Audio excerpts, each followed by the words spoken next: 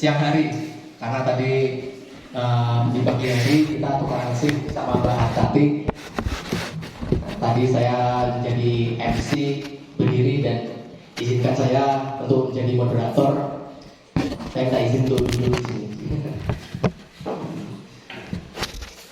Baik, langsung saja untuk pemateri ketiga yang akan disampaikan oleh Bapak Mami Nigranto. Sama aja mau Mami duluan. Yang penting kalau dia ngajak karaoke tempeleng aja. Oke. Untuk pemateri ketiga yaitu Bapak Ngatno dengan judul materi budidaya agribisnis jambu. Namun sebelum itu saya akan membacakan CV pemateri. Nama Ngatno, SP, tempat tanggal lahir Wonogiri 7 Desember 1970, pendidikan S1 Pertanian, pekerjaan petani, alamat Gang Busco, RT 13 Longkali, Kabupaten Pasir, Kalimantan Timur. Pengalaman organisasi, Ketua P4S Indah Jaya Farm, Ketua Kelompok Tani Sekietaka Mandiri, Ketua KTNA Kabupaten Pasir, Ketua Ikamaja Kalimantan Timur, Bendara Umum Ikamaja Nasional, Ketua Asosiasi Penyuluh Swadaya Kabupaten Pasir, dan Dewan Pengawas Penggiat Porang Kabupaten Pasir. Baik, untuk Bapak Ngatno dipersilakan untuk menyampaikan materinya. Terima kasih. Terima kasih.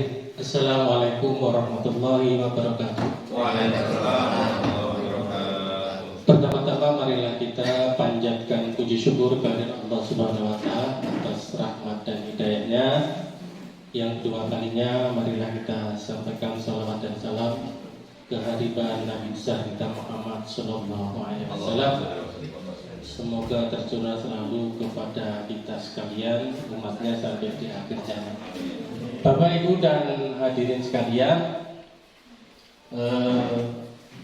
mohon maaf ini waktunya mungkin agak belakang ya, agak kelewatan. Jadi saya juga agak menerka-nerka, menebak-nebak, karena kemarin undangannya seminar. Jadi harus dibedakan antara seminar, pelatihan, sama magang. Jadi kadang-kadang saya agak aneh, di desa kok ada seminar gitu ya. Biasanya kan pelatihan, Bapak Ibu sekalian. Tapi tidak apa-apa.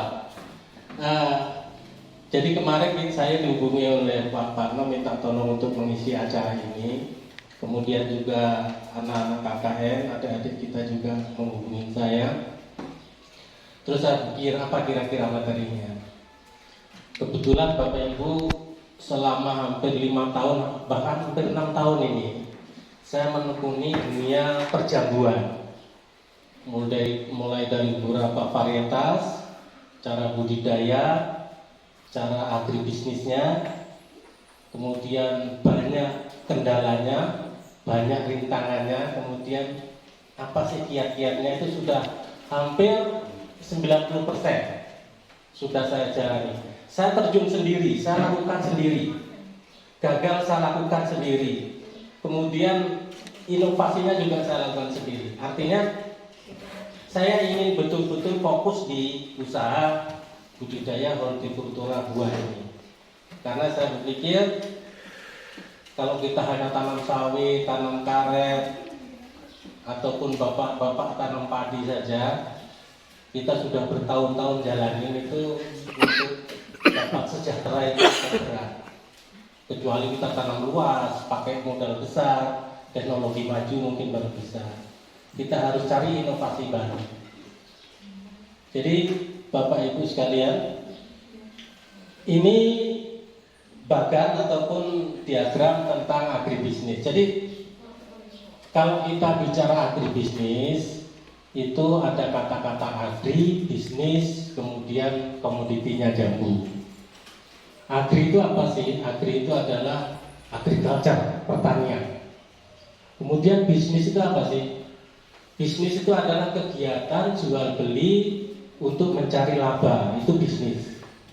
Kemudian jambu adalah komoditi tanaman buah-buahan yang dulu awalnya kalau jambu biji itu asalnya dari Brasil, Bapak Ibu sekalian. Kemudian dikembangkan oleh orang Thailand, baru dari Thailand dikembangkan ke Indonesia. Jadi sebetulnya jambu itu juga bukan asli dari tanaman Indonesia, tapi introduksi dari luar negeri yang berkembang di Indonesia. Teknologi jambu akhir-akhir ini sangat berkembang. Komoditi jambu itu sangat berkembang. Kemudian merambah beberapa segmen, Bapak Ibu sekalian.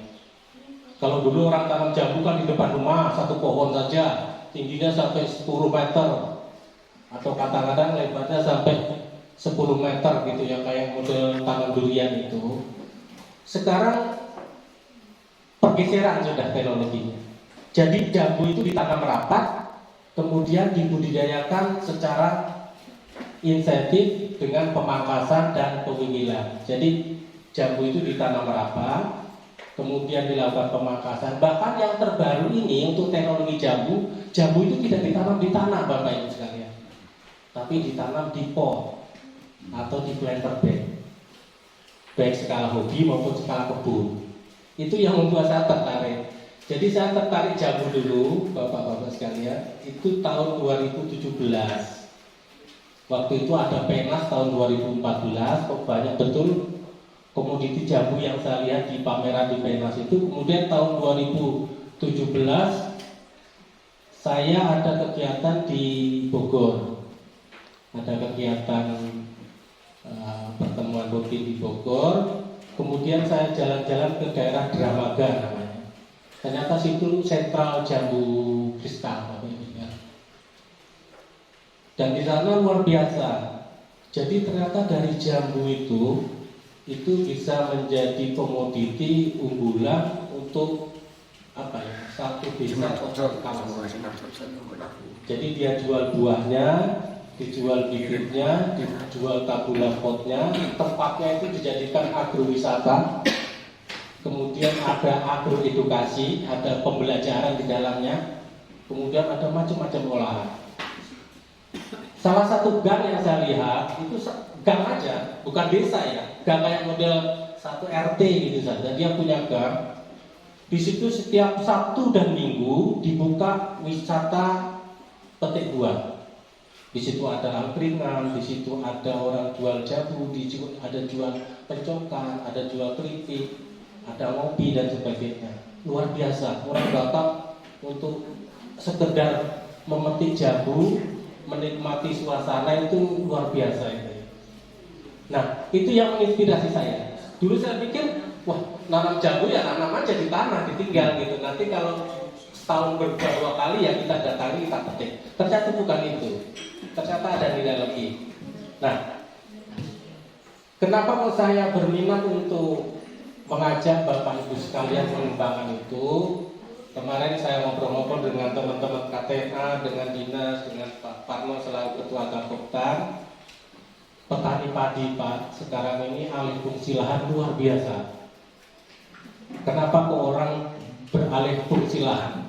Baik itu tanam sawit, ada dijual jadi bangunan, ataupun alih fungsi ke yang lain. Ini menjadi PR daripada pemerintah. Kami selaku KTNA juga karena mitra pemerintah berusaha diminta untuk membantu, kira-kira supaya nggak alih fungsi lahan itu bagaimana? Kami kan berpikir ya, karena kalau sudah lahan milik petani itu susah Pak. Tanam padi sekali gagal, 2 kali gagal, 3 kali gagal. Banyak pilihan tanaman yang lain. Misalnya kelapa sawit, atau mungkin dijadikan yang lain yang kira-kira menguntungkan. Sementara pangan kita harus dijaga. Nah, untuk itu kemarin saya punya ide bagaimana. Karena intinya kenapa dia alih fungsi lahan itu pendapatan. Jadi dari tahun ke tahun Bapak Ibu nanam padi belum bisa secara signifikan mensejahterakan dari si petani itu sendiri. Itu salah satunya. Nah, kebetulan saya berkecimpung di perjamuan, maka saya punya ide bagaimana saya mencoba untuk daerah-daerah sentral padi kita coba kembangkan agribisnis jambu, bukan budidaya jambu Pak ya, agribisnis. Jadi kalau bicara jambu itu bukan budidaya tapi agribisnis. Karena apa? Karena dari kita menanam jambu itu nanti banyak yang bisa kita jual Pak. Sebetulnya di padi juga bisa, tapi untuk kreasi ke sana saya nggak punya pengalaman. Mungkin Pak Parno punya. Teman-teman di Jawa yang potensi padi, dia kreativitasnya bukan main itu Pak. Dia banyak menjual dari agribisnis padinya. Jadi dia tidak mutlak murni hanya menjual gabah, dia jual yang lainnya. Jasanya juga luar biasa. Nah, di sini mungkin harus berkembang juga ke sana. Bentuknya bisa bentuk korporasi maupun bentuk-bentuk kelompok dan sebagainya.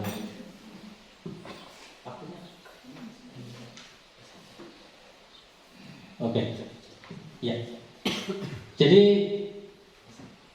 di jambu, Bapak Ibu sekalian, itu kalau yang sudah saya jalani, itu kalau di agribisnis itu ada 3 bagian.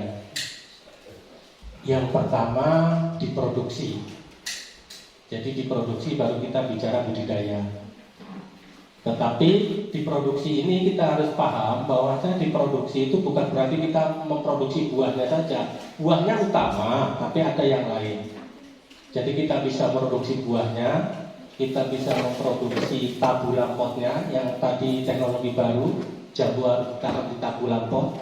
Kemudian bibitnya juga kita bisa produksi, media tanamnya kita produksi, media cangkoknya kita produksi, banyak yang bisa kita produksi untuk kita jual belikan.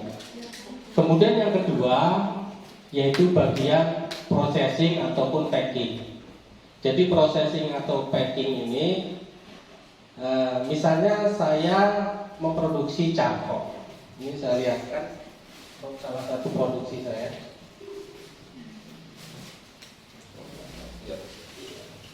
Makan aja.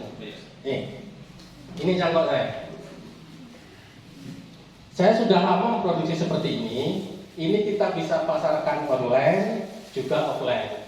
Jadi teman-teman yang dari luar Kalimantan, misalnya dari Sulawesi, dari Kalimantan Selatan, dari Kalteng, bahkan ada yang dari Jawa sendiri, itu ngambil dari saya.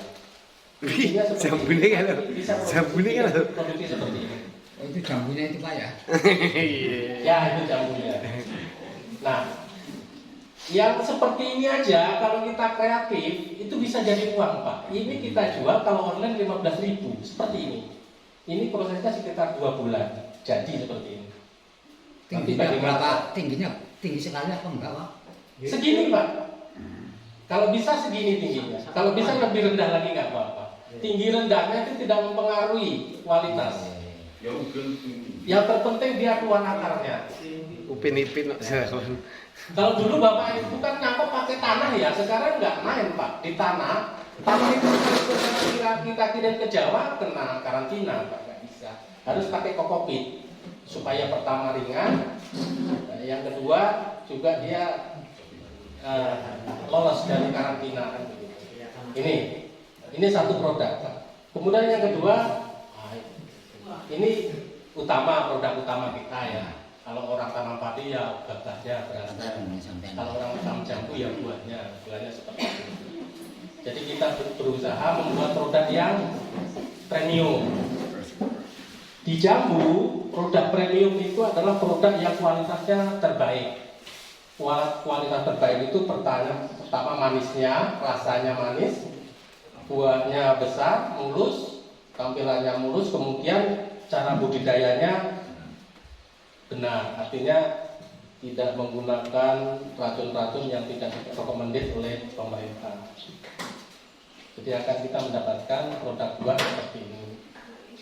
Nah, untuk mendapat produk premium lagi, ada satu syaratnya. Kalau jambu unggul ya, apa itu bentuknya madu deli, citra, cincalo, diocok dan sebagainya, itu harus tabulam pot, Bapak Ibu. Artinya jambu itu tidak ditanam di tanah, tapi di pot atau di planter bed. Kalau kita bisa memproduksi itu, buahnya masuk ke kualitas premium, kualitas A. Kualitas A itu harganya antara 35 sampai 40 ribu sekilo jambu seperti itu. Bahkan teman-teman di asosiasi itu menjual ada yang sampai 60 ribu karena pasarnya pasar khusus.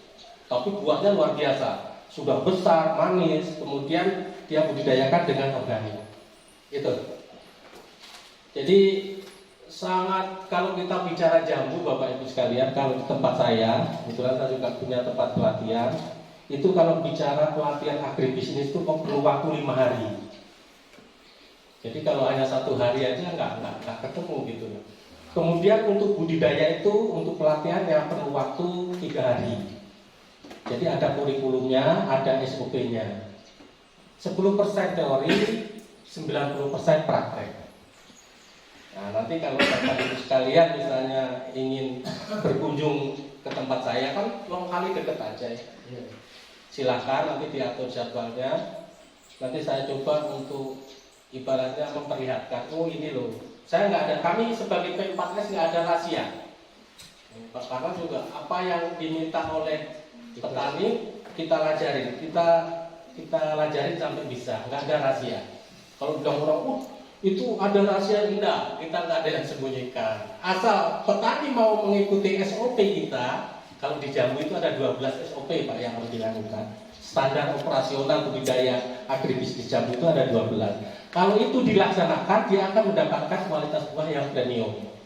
Dia akan mendapatkan produk-produk yang bisa dijual. Nah, dari 12 itu kalau satu saja dilanggar itu akan error Pak. Karena itu saling berkaitan dari 12 itu. Jadi itu. Jadi moga aja waktunya nanti cukup.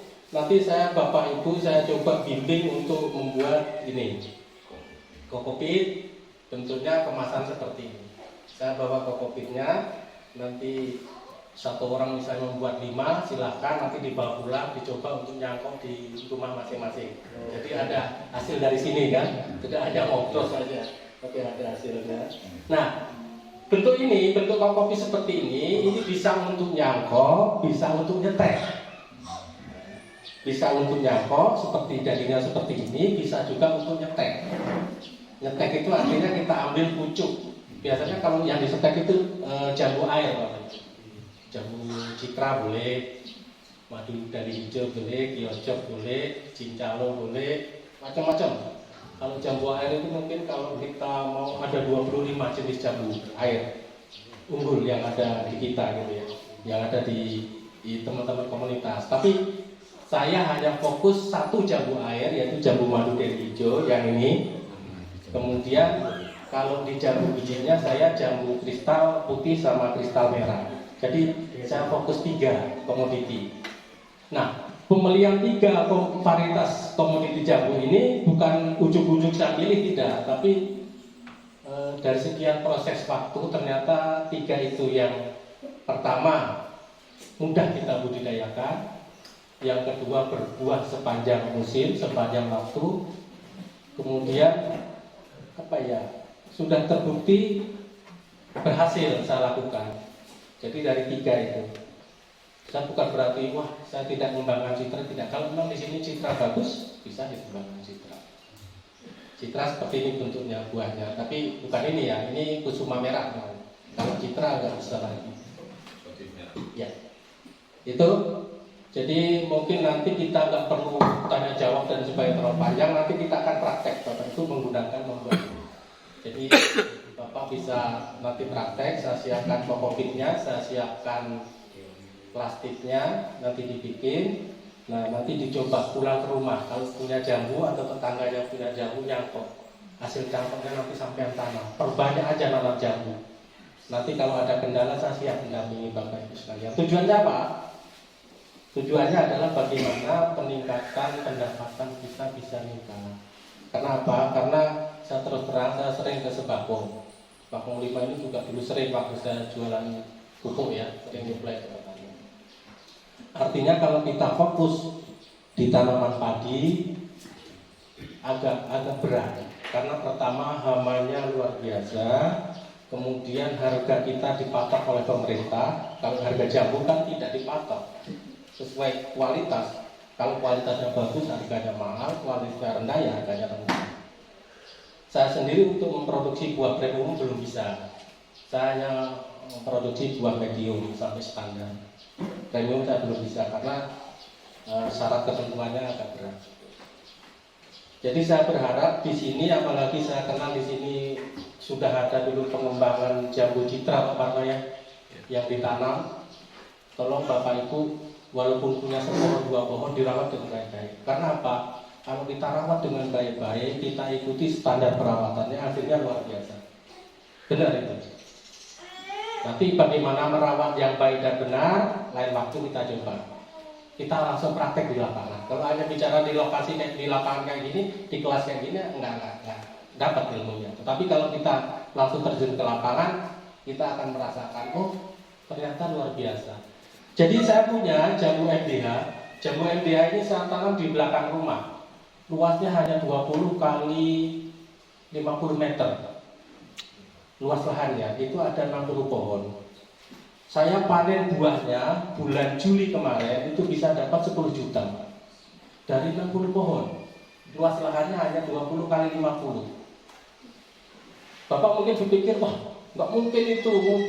Nah, saya sendiri dalam memasarkan buah bukan saya. Jadi di agribisnis ini saya pakai sistem keluarga Bapak Ibu. Jadi saya dengan 3 buah anak buah saya 3 orang itu khusus memproduksi. Produksi buah, produksi cangkok, produksi kokopit, produksi tabu lampot dan sebagainya. Kemudian ada bagian marketing. Marketing pemasaran itu istri saya dan adik saya. Nah, saya baru ngecek setiap bulan saya cek berapa dapatnya. Dari buah dapatnya berapa, dari bibit berapa, dari tabu lampot berapa. Dia kan punya catatan. Itu setelah kita evaluasi luar biasa. Ternyata dengan menjual jambu itu bisa mendapat penghasilan yang luar biasa. Karena sebulan saya dapat 40 juta. Saya tidak nyangka itu. Tapi kalau pas apes-apesnya paling hanya dapat 5 juta juga pernah. Artinya memang fluktuasi. Tetapi saya yakin kalau Bapak Ibu menekuni, ini sangat prospek sekali. Sangat prospek sekali. Yang saya sebutkan tadi, Bapak kalau nggak percaya datang ke rumah saya, kita lihat tanaman di belakang P4S saya, di belakang rumah kami. Di belakang tempat pelatihan saya itu hanya 60 pohon. Buahnya nggak berhenti, berjenjang, susul menyusul. Jambu ini, jambu MDH ini. Dan kami jual sendiri. Kami jual karena panen kita itu rutin, kadang sehari sekali, kadang 3 hari sekali. Ya paling ada 20 kilo, kadang 30 kilo. Pernah kami panen sampai 100 kilo pun juga habis terjual karena memang rasanya manis, kemudian belum banyak saingan, harganya juga terjangkau. Kita jual hanya kalau yang biasa itu 20, kalau yang agak bagus 25. Bahkan teman-teman yang di Grogol, di Lomikis, yang angkringan-angkringan itu, tempat-tempat wisata itu banyak mau sekali dia menjual seperti ini karena memang peminatnya banyak. Rasanya manis dan sebagainya. Nanti Bapak Ibu bisa coba ini dilihat dulu ya. Lihat dulu ini buahnya seperti ini, nanti diicip-icip. Walaupun ini sebetulnya belum begitu masalahnya. Jadi itu. Jadi saya yakinkan Bapak Ibu sekalian, saya yakin di sini sudah banyak yang nanam jambu, tapi mungkin belum terawat dengan baik. Makanya pada kesempatan ini saya mendorong, memotivasi Bapak Ibu sekalian, tolong dirawat dengan baik-baik. Lakukan 12 SOP budidaya jambu yang baik dan benar. Insya Allah akan mendapatkan hasil yang luar biasa. Sampai produksi buahnya, produksi bibitnya, produksi tabu lampotnya, sampai bikin kawasan agrobisnis jambu di daerah sini. Insya Allah nanti orang akan datang. Orang akan datang ke sini. Sebetulnya agribisnis itu tidak hanya jambu, cabai juga bisa, padi juga bisa. Tapi kebetulan saya pegang jambu. Itu bisa dibuat semuanya. Jadi kalau Bapak Ibu sudah ada 10 orang, 20 orang, bahkan satu desa nanam jambu semua, itu sudah bisa digerakkan. Jadi nanti diatur siapa bagian pemasarannya, siapa bagian pembibitannya, siapa yang hanya bagian produksi buahnya, siapa yang bagian delivery penjualannya. Harus diatur seperti itu. Kalau misalnya ada bundes, ada kabupaten, harus itu peluang yang luar biasa. Nah kebetulan sebulan yang lalu itu ada teman-teman kades dari Laburan. Laburan itu di sana Pak, daerah Pasar Belengkong ujung di sana ya. Kebetulan dia dibina oleh PT BIN, CSR PT BIN. Kepala desanya itu sudah sering ke rumah saya, tertarik dengan agribisnis jambu ini. Jadi petaninya itu dilatih untuk budidaya jambu, sementara perangkat desa dan bundesnya itu dilatih untuk agrobisnis jambu, supaya nanti ada kaitan begitu. Jadi petaninya itu kemarin rencana ini mau dikasih ibu-ibunya, khususnya untuk ibu-ibunya itu sekitar 20 planter bag. Itu masing-masing rumah dikasih planter bag, tanaman jambu madu deli. Nanti dirawat dengan baik, ikuti SOP yang ada. Hasil buahnya ditampung oleh bundes, dijual oleh bundes. Kemudian nanti juga diharapkan bisa memproduksi bibitnya, memproduksi tabula rotnya. Nanti bundes yang menjual. Nah, yang seperti ini juga harus menjadi inspirasi dari kita sekalian. Kebetulan kalau saya karena sifatnya kami hanya sistem kekeluargaan, ya agribisnis itu yang saya lakukan. Nah, jadi demikian. Sebetulnya saya nggak bisa banyak berbicara, hanya saya punya niat dalam hati saya ingin mengajak Bapak Ibu sekalian atau mungkin yang belum hadir di sini yang mempunyai tanaman jambu. Mari kita coba pelihara dengan baik dan benar. Tentang 12 item budidaya jambu SOP-nya yang baik dan benar, mungkin lain waktu saya sampaikan. Atau kalau Bapak Ibu sekalian misalnya ada waktu longgar, Pak Parno mungkin ajak berapa orang ke rumah saya jelaskan. Karena kalau hanya saya jelaskan di kelas tanpa kita praktik di lapangan, nggak nyambung, agak susah dijelaskan. Saya rasa demikian. Bapak sekalian, mohon maaf bila ada waktunya agak berlebih. Waktu saya kembalikan kepada Mendra. Gak apa maju, lihat. Maju. Nanti kalau ada waktu lihat aja. Lihat aja. Dan itu kita lihat aja apa itu. Bentuknya seperti ini. Silakan kepada Bapak Ibu untuk Ini Mas.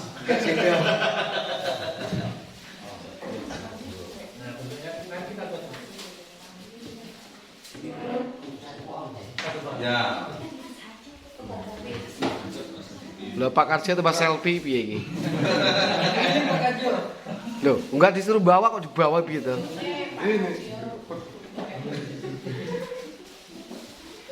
Kuwi artisai Pak Mame kuwi. Penyampaian materi yang akan disampaikan oleh Bapak Mamik Yunanto, yaitu tentang teknik budidaya padi rawa. Namun sebelum itu saya terlebih dahulu membacakan CV beliau. Nama Mamik Yunanto, pekerjaan ASN, nama pekerjaan penyuluh pertanian lapangan, wilayah kerja Sebang Makmur.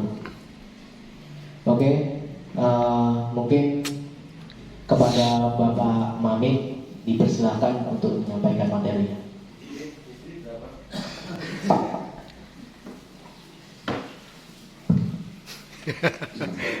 Aja guyu Pak Yan. Assalamualaikum warahmatullahi wabarakatuh.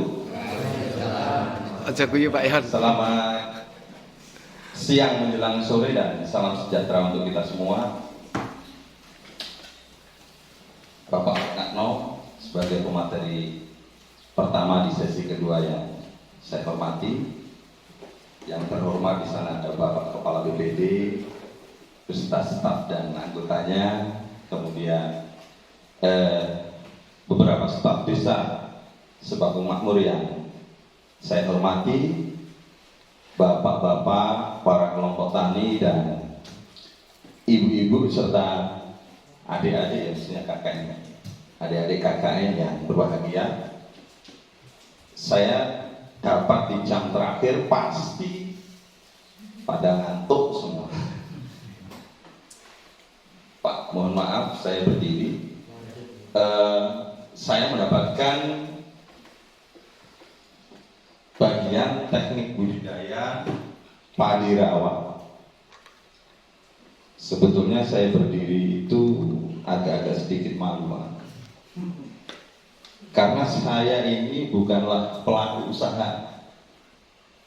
Saya hanya pendamping daripada pelaku usaha yang hanya punya materi.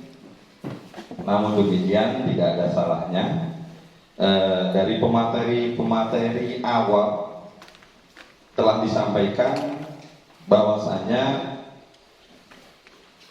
budidaya padi rawa di daerah Sebagung Makmur ini masih jauh sekali dari harapan, baik itu harapan pelaku usaha sendiri ataupun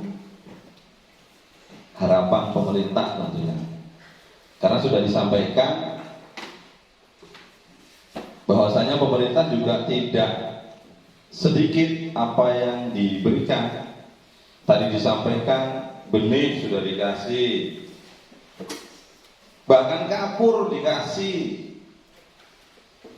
terus saprodi yang lain pun dikasih. Nah, namun demikian masih jauh sekali daripada harapan. Sebelum saya melanjutkan, teman-teman semua,